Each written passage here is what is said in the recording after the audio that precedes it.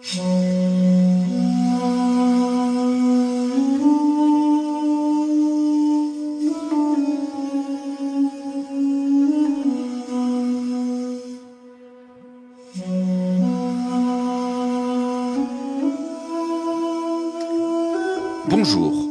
bienvenue dans le podcast « L'histoire des Germains, des Francs et des Mérovingiens ». Je m'appelle Xavier. Et je m'appelle Romain. Abonnez-vous à notre podcast sérieux, mais pas trop, conçu pour les passionnés d'histoire, qui veulent tout comprendre sur ces peuples, leurs aventures, leurs coutumes et leurs territoires durant le premier millénaire. Retrouvez-nous sur les réseaux sociaux Facebook et Instagram et sur notre site internet à meropodcast.fr. Et n'hésitez pas à nous faire part de vos commentaires ou à nous donner des étoiles sur votre plateforme de balado favorite. Ceci est l'épisode 44, Entourloupe milanaise. Le retour au calme dans l'Empire, après la crise gothique des années 90, ne va pas durer bien longtemps. Car l'Empire romain tardif ne serait pas vraiment l'Empire romain si une bonne vieille usurpation ne venait redistribuer les cartes de temps en temps. Et en 383, inévitablement, a-t-on envie de dire, une nouvelle guerre civile se déclenche à l'ouest. L'année même suivant la paix entre Théodose et les Goths. Décidément, à l'ouest, il y a toujours quelque chose de nouveau. Le gouverneur militaire de la province de Bretagne, un homme qui ne manque pas de confiance en lui et qu'on appelle, et ce n'est pas une blague, Magnus Maximus. Un vrai nom qui claque, c'est sûr. Bref, Magnus décide de se rebeller contre l'empereur Gratien et vient défier les forces de l'empereur, la Spata à la main. Et cette nouvelle usurpation va lancer une réaction en chaîne de déstabilisation dont les effets vont s'avérer catastrophiques pour l'Empire et leurs officiers francs. Mais avant d'en arriver là, c'est d'autres disputes encore plus graves qui secouent l'Ouest, comme nous allons commencer à le voir dans ce nouvel épisode.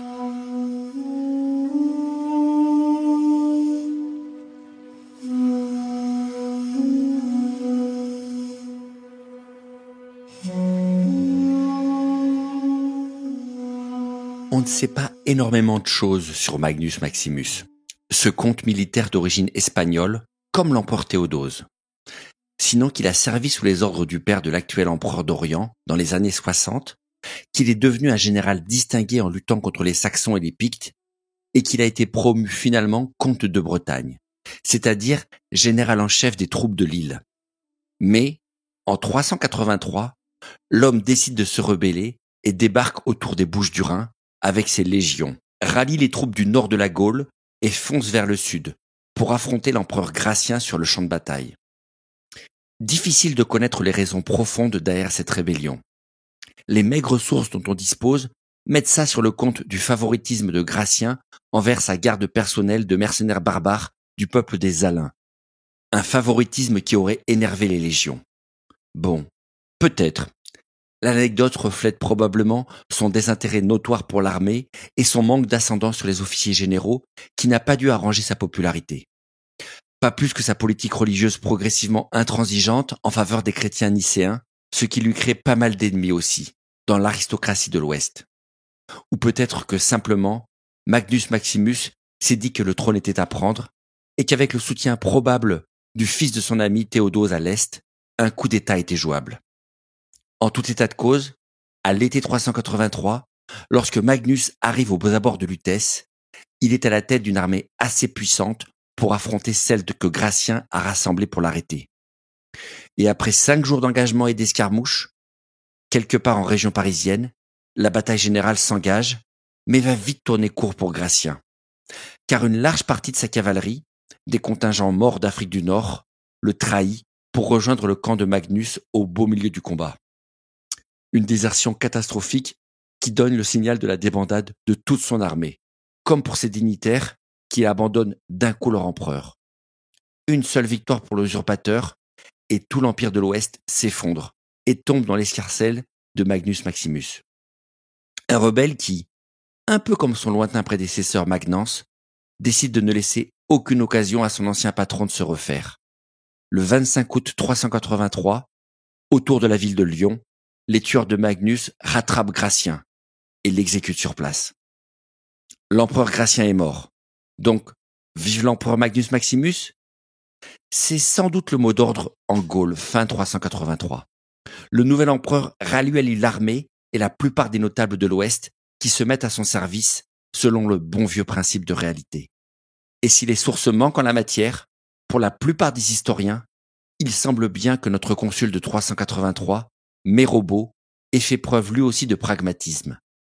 Ingrat ou non, notre franc se rallie apparemment au nouvel empereur dans le cas où il ne l'a pas carrément soutenu dans son coup d'État, vu que la désertion au cœur de la bataille cache sans doute le ralliement préalable d'une bonne partie de l'armée à la cause du comte de Bretagne rebelle. Objection, votre honneur. Si tu t'en prends à Mérobo, mon chouchou, je vais quand même essayer de le défendre.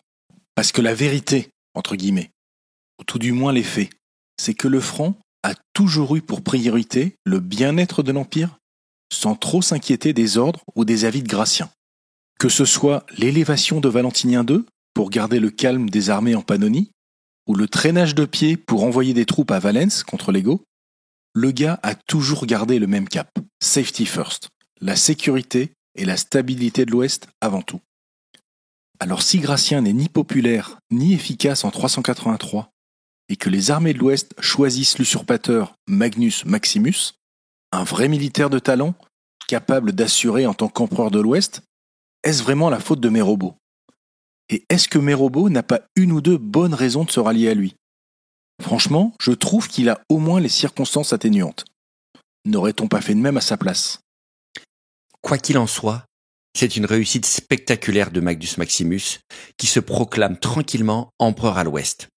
L'ex-comès de Bretagne installe sa capitale à Trèves à l'automne et se met à considérer ses propres options, une fois le problème gratien réglé. Alors, se lancer dans une grande guerre de conquête contre les deux autres empereurs, à savoir le petit frère Valentinien II à Milan et surtout l'ex-général Théodose à Constantinople, semble compliqué. Ça fait beaucoup d'autres légions à vaincre et beaucoup de territoires à faire traverser à son armée pour aller écraser les deux autres. Son propre empire de l'Ouest n'est encore ni bien stable, ni totalement protégé contre les voisins alamans à la frontière notamment.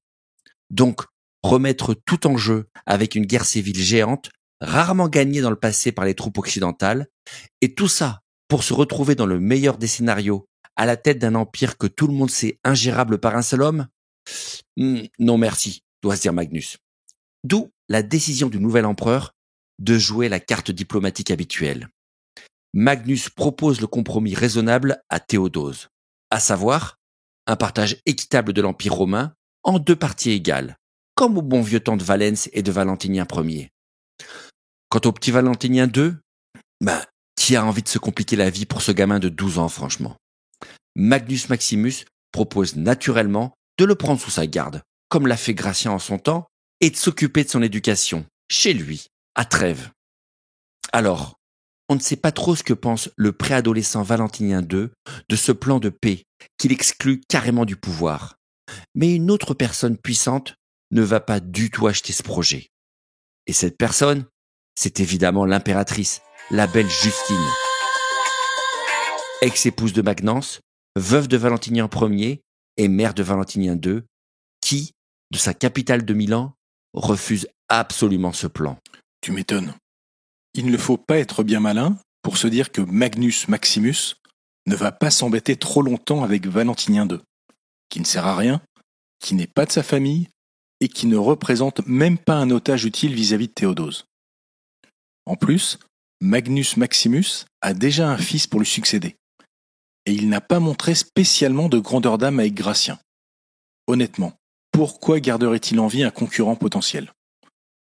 Le gosse, il n'aura même pas mis les pieds 2 secondes à Trèves qu'il va finir malencontreusement écrasé par un char ou emporté par une vilaine quinte de tout. Oui, je suis avec Justine sur ce coup-là. Ça pue l'entourloupe, cette proposition. Justine s'inquiète d'autant plus que Théodose peut très bien marcher dans ce plan. Non seulement il n'a pas d'attache particulière avec Valentinien II, mais en plus, il a carrément d'autres chats et d'autres barbares à fouetter à l'est avec ses Goths et son reste d'empire en convalescence depuis Andrinople en 378. L'impératrice sait donc qu'elle va devoir jouer un coup brillant pour se sortir de ce guêpier alors que Magnus Maximus dispose d'une énorme armée en Gaule et qu'il prend position pour envahir l'Italie. histoire d'obtenir immédiatement par la force la reconnaissance sur tout l'Ouest, qu'il tente d'arracher à Théodose par la négociation. Justine se décide donc de ruser pour sauver la peau de son fils et la sienne, alors que les négociations sont en cours entre les deux hommes forts et peuvent se conclure sur son dos. L'impératrice envoie donc proactivement sa propre ambassade début 384 sous la direction de l'évêque de la ville, un certain Ambroise, pour amadouer Magnus Maximus. Ce qui est un sacré coup de génie quand même, parce que Justine et Ambroise se détestent cordialement à la base. Les deux personnages les plus considérables de Milan en 384 appartiennent aux deux branches opposées du christianisme. Ambroise est un fervent défenseur de l'orthodoxie chrétienne qu'on appelle nicéenne, alors que Justine, elle, est dans la minorité hérétique dite arienne ou homéenne plus précisément. Mais apparemment, Justine sait mettre son orgueil de côté pour convaincre Ambroise d'accepter cette mission de paix que l'évêque ne peut refuser. C'est un plan véritablement brillant, car l'évêque de Milan a une autorité spirituelle telle dans la chrétienté, notamment sur l'empereur breton, lui-même fervent chrétien nicéen, qu'on sera obligé de prendre le temps de le recevoir et de l'écouter au lieu de foncer vers l'Italie. Ce qui constitue l'essence même du plan en fait. Gagner du temps pour permettre à Justine de mettre l'Italie en état de repousser l'ennemi.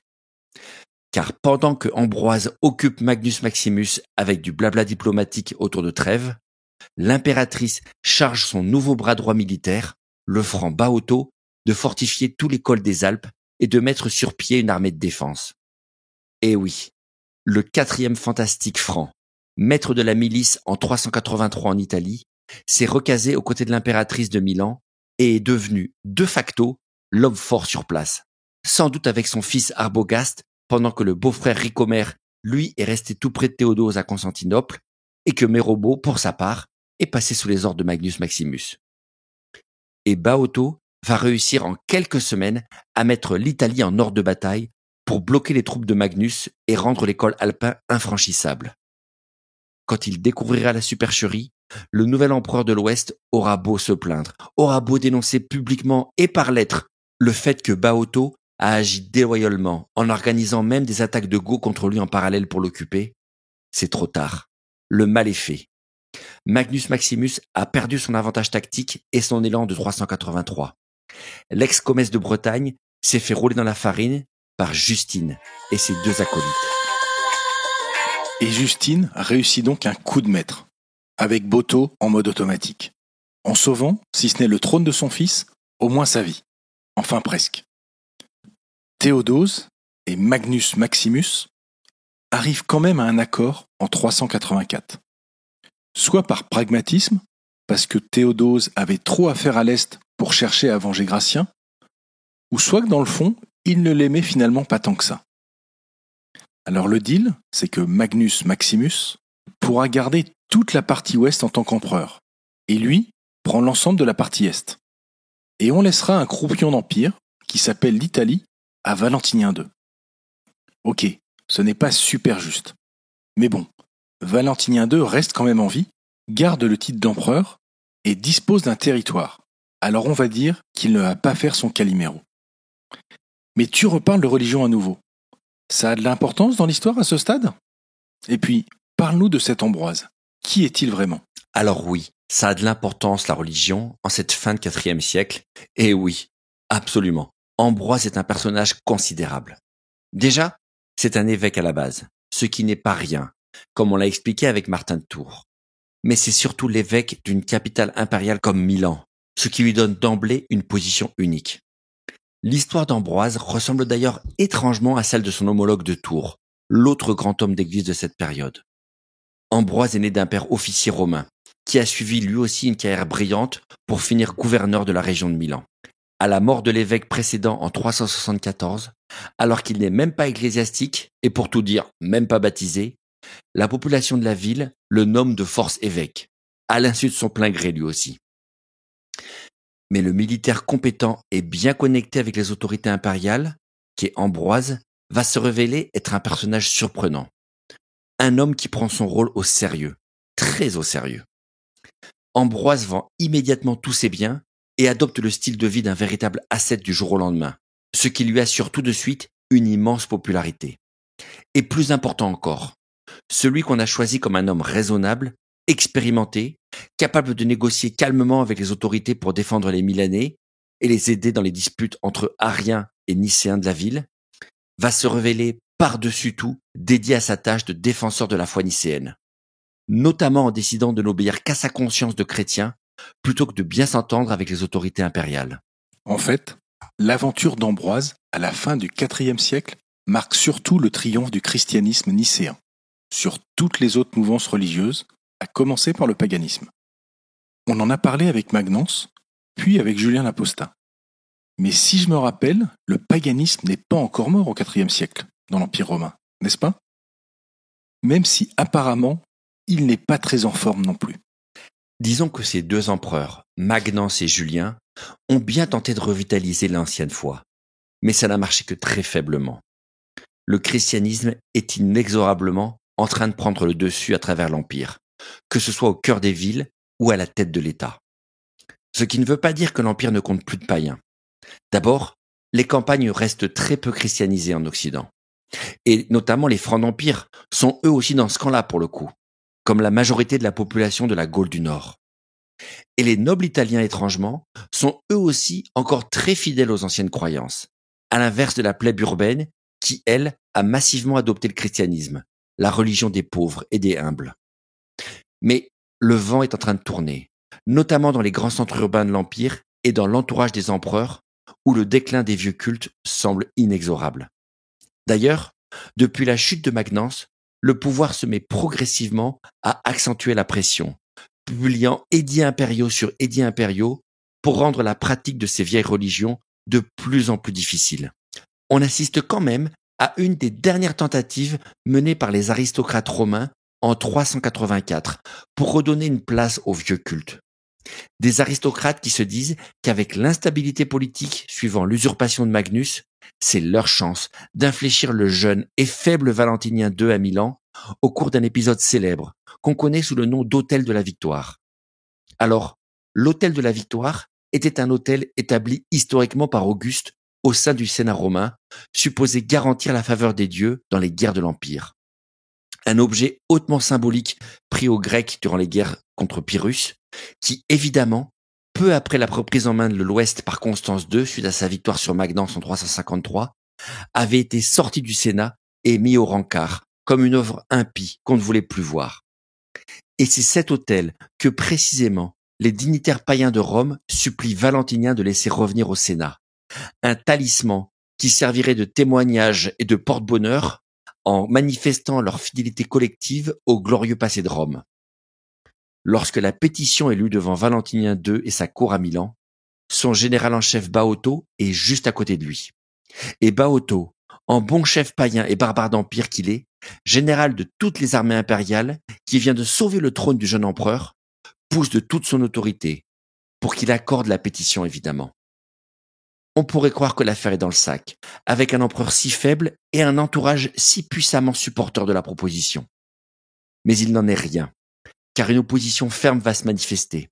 L'évêque de Milan, Ambroise, va s'opposer à la proposition et réussir avec d'autres, grâce à son prestige et à l'autorité que lui confère son contrôle de la foule à Milan, à retourner Valentinien II, qui rejette la pétition finalement. Et donc, bon gros flop pour les païens et petit échec pour Boitotto. En tout cas, ce psychodrame de 384 montre bien que la vieille religion est clairement en train de reculer partout, quelles que soient les opinions des Francs d'Empire. Ambroise est le fer de lance de cette tendance, mais c'est un mouvement bien plus large que lui qui s'impose dans l'Empire. D'ailleurs, il n'y a pas que la chute du paganisme qui marque la période, question religion. En fait, c'est déjà le combat d'arrière-garde cette histoire. La vraie lutte de la fin du IVe siècle, c'est plutôt quelle doctrine chrétienne va s'imposer. N'est-il pas ? C'est vrai que la véritable dispute de cette période, c'est plutôt celle de l'arianisme contre le christianisme nicéen, qu'on a déjà évoqué un peu plus tôt. Une controverse qui déchire l'Empire depuis déjà une 50aine d'années, et qui prend un tour explosif durant cette décennie. Alors, ce balado n'a pas pour vocation d'explorer précisément l'histoire religieuse de la fin de l'Empire romain. Eh bien, merci de la précision, Xavier. Parce qu'un instant, je t'avoue, j'ai eu des doutes. Mais il y a un minimum à comprendre au vu de l'importance de cette question pour les Francs et les Mérovingiens du 5e siècle, alors essayons brièvement de réexpliquer de quoi il s'agit. L'arianisme est une doctrine développée sans surprise par un certain Arius, un prêtre égyptien du début du IVe siècle. La particularité de ce courant, celle qui va mettre le feu aux poudres d'ailleurs, c'est la question de la nature exacte de Jésus-Christ et de sa relation avec Dieu le Père. Selon Arius, Jésus-Christ était la première création de Dieu, mais n'était donc pas éternel. Un distinguo important qui définit donc Jésus comme d'une nature inférieure à celle de son Père. Une approche en opposition avec la croyance généralement acceptée dans le christianisme, professant que Jésus partageait exactement la même substance divine que Dieu et mettant ainsi le Fils sur un pied d'égalité avec le Père. La position inorthodoxe de la subordination du Fils, défendue par Arius et rapidement adoptée par une petite minorité de chrétiens, a commencé à créer du remous dès l'époque de Constantin le Grand en fait. Et lors d'un fameux concile d'évêques tenu à Nicée en 325, en Asie mineure sous son impulsion, les tenants de l'orthodoxie, considérant Père et Fils comme parfaitement de même nature, vont l'emporter et prendre dorénavant le nom de Nicéens, se positionnant comme les gardiens de la seule doctrine valable du christianisme. Mais sans parvenir toutefois à convaincre les opposants, ni à tuer pour de bon le parti arien, qui va subsister et se maintenir pendant des décennies. Enfin, quand on parle d'arianisme, en cette fin de IVe siècle, on parle surtout de sa forme de compromis, qu'on appelle homéisme. Une tendance qui proclame que si le Fils n'est pas exactement identique au Père, il est quand même semblable. Une formulation un peu ambiguë avec ce mot de semblable, ni parfaitement identique, ni parfaitement différent donc. Une position médiane qui va prendre un certain essor dans l'Empire, notamment sous Constance II, mais qui ne permettra pas de réconciliation pour autant avec les Nicéens, qui défendent, eux, une position pure et dure de parfaite égalité. Heureusement que ce balado n'explore pas les subtilités de la foi au IVe siècle. Sinon, je ne sais pas ce que ce serait. Ce sont probablement les descendants de ces derniers qui débattront du sexe des anges quelques siècles plus tard. Mais bon, j'imagine que c'est important pour les gens de l'époque, vu que les conciles successifs et les édits impériaux qui suivent, avec la bénédiction des empereurs, vont progressivement finir par classer hérétiques tous ceux qui ne sont pas 100% nicéens pur jus. C'est bien ça ? Sauf qu'au IVe siècle, comme au XXIe siècle, ce n'est pas parce que les chefs ont dit quelque chose que tout le monde s'aligne. Et non. Les controverses ne s'arrêtent pas avec les décrets impériaux du IVe siècle, appelant à la concorde ou à l'orthodoxie. Le fameux édit de Thessalonique de 380, définissant le christianisme nicéen comme la seule orthodoxie, est un exemple célèbre du durcissement de la position des empereurs, mais un exemple seulement. En fait, ce raidissement du pouvoir autour d'une définition unique du christianisme est un phénomène qui s'étale sur une longue période et qui ne s'impose pas d'un seul coup à travers tout l'Empire. Car dans les années 80, deux groupes très différents mais importants à leur manière sont à noter dans leur attachement féroce à l'arianisme sous sa forme homéenne que rien ne peut fléchir. Et en premier, les Goths. Car oui, aussi étrange que ça puisse sembler, une bonne partie des Goths vivant sur le territoire ou à la marge de l'Empire ont été convertis quelques décennies plus tard par un prêtre goth et grec en même temps, un certain Wulfila, professant la version homéienne du christianisme. Les Goths, intégrant l'Empire suite à la paix de 382 et la bataille d'Andrinople, n'abandonneront ni leurs armes, ni leurs coutumes et sûrement pas leur religion. Et c'est donc une population massivement homéienne et réfractaire à l'orthodoxie nicéenne qui s'installe dans les Balkans suite à la paix avec Théodose, qui d'ailleurs choisit peut-être de s'engager à fond derrière la forme nicéenne du christianisme par réaction vis-à-vis du groupe ethnique détesté qu'il a dû accepter de laisser entrer dans l'Empire. Et le deuxième groupe important pour notre histoire, ce sont les derniers constantiniens. Eh oui, la grande famille impériale du IVe siècle a flirté avec l'arianisme, et notamment Constance II, totalement acquis à cette tendance. Une tradition familiale qui va naturellement ressortir via la dernière descendante vivante de la famille, c'est-à-dire Justine, la mère de Valentinien II, qui a élevé son fils dans cette même voie. Une tradition impériale donc, mais qui ne va pas suffire à renverser la vapeur en fait, ni en Italie, ni ailleurs. Sans doute d'abord parce que la majorité de la population chrétienne de l'Empire, comme la majorité des évêques sont nicéens. sans compter les 2 collègues empereurs du moment qui ne veulent absolument plus entendre parler de ce que eux qualifient d'hérésie maintenant. Rien ni personne ne semble plus pouvoir s'opposer au triomphe du christianisme nicéen en cette fin de 4e. Et pas même l'impératrice Justine, qui tente juste en 385 de récupérer quelques bâtiments religieux pour que les ecclésiastiques ariens célèbrent leur office dans la ville de Milan. Un simple plan qui va lamentablement échouer. L'initiative de l'impératrice fait naître une énorme polémique cette année-là, orchestrée par Ambroise lui-même. Pour l'évêque intransigeant de la ville, les églises de Milan, ces églises, sont nicéennes, à 100%. Point final, 0 compromis. Et une nouvelle fois, c'est l'évêque qui va avoir gain de cause. Car Ambroise non seulement s'oppose verbalement à tout transfert de bâtiments, mais surtout rameute la foule de Milan qui repousse les troupes envoyées par l'impératrice pour prendre le contrôle des bâtisses. 3 tentatives de l'impératrice et de ses soldats, 3 échecs cuisants et désastreux pour l'autorité impériale. Le coup de force est raté pour Justine des Valentiniens et se termine par l'abandon complet du plan. Les années 80 marquent vraiment le début de la fin de l'arianisme au sein de l'Empire romain. Enfin presque. Jusqu'au revival du 5e siècle, dont nous reparlerons plus tard. Mais ton histoire nous en raconte autant sur la prise de contrôle des Nicéens sur l'Empire que sur la faiblesse de Valentinien II, non? Si ton Ambroise peut défier l'empereur dans sa capitale sans avoir de problème, c'est tout de même révélateur, non? Mais si ton Ambroise peut défier l'empereur dans sa capitale sans avoir de problème, c'est tout de même révélateur, non? Mais bon, et les Francs d'Empire alors? Nos 4 fantastiques, qui sont probablement tous les 4 païens, semblent étrangement loin de tous ces chambardements. Malgré le durcissement des politiques religieuses de leurs patrons respectifs, pour imposer une forme d'orthodoxie chrétienne, on laisse apparemment nos Francs tranquilles, avec leurs convictions d'un autre siècle. Leur carrière semble se poursuivre tranquillement pendant les années 80, alors que tout le monde autour d'eux se dispute sur la nature exacte de Jésus-Christ. Plus drôle d'ailleurs, Baoto lui-même reste ami avec la superstar nicéenne des années 80, le fameux Ambroise de Milan, qui ne lui en veut apparemment pas pour ses croyances dépassées. Alors dans le fond, que nos chefs francs aient voulu garder leurs croyances païennes n'est pas vraiment une surprise en fait. Les croyances polythéistes germaniques de leurs ancêtres ont dû être amenées en Gaule et dans le reste de l'Empire lors de leur intégration forcée de la fin du IIIe siècle, comme pendant les phases de recrutement de mercenaires durant les décennies suivantes. Tout porte à croire que les soldats d'origine germanique ont pu facilement trouver une place pour leurs croyances païennes, qu'elles restent intactes ou qu'elles se soient transformées dans le grand melting pot polythéiste romain dès leur arrivée en terre d'Empire.